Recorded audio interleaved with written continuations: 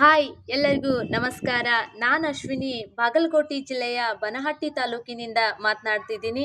ನಾನು ಡಿ.ಎಡ್ ಹಾಗೂ ಬಿ.ಎಡ್ ತರಬೇತಿಯನ್ನು ಮುಗಿಸಿದ್ದು ಈಗ PSTR ಹಾಗೂ GPSTR ಪರೀಕ್ಷೆಗೆ ತಯಾರಿಯನ್ನು ಮಾಡ್ತಾ ಇದ್ದೀನಿ.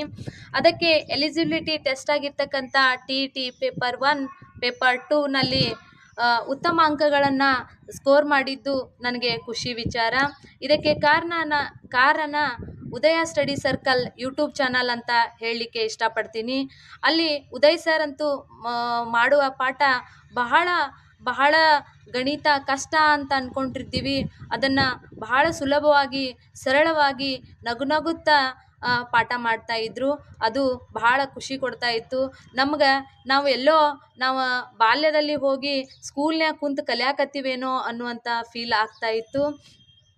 ನಮ್ಮಂಥ ಮ್ಯಾರಿಡ್ ವುಮನ್ಗಳು ದೂರದ ಎಲ್ಲೋ ಆಫ್ಲೈನ್ ಕ್ಲಾಸ್ಗಳಿಗೆ ಹೋಗಿ ಅಲ್ಲಿ ಕಲಿಯೋದು ತುಂಬ ಕಷ್ಟಕರ ವಿಷಯ ಆಗಿತ್ತು.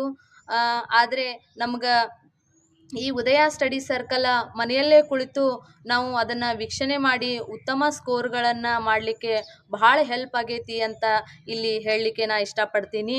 ಹೀಗೆ ಉದಯ್ ಸರ್ ಕುರಿತು ಒಂದು ಕವನನ ಬರೆದ್ದೀನಿ.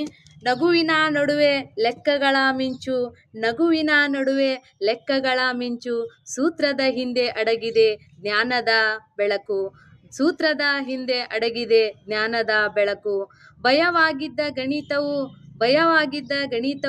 ನಗುತ್ತಾ ಬಂದಿತು, ಭಯವಾಗಿದ್ದ ಗಣಿತವು ನಗುತ್ತಾ ಬಂದಿತು, ನಿಮ್ಮ ಬೋಧನೆಯ ಸ್ಪರ್ಶದಿಂದ ಸರಳವಾಯಿತು.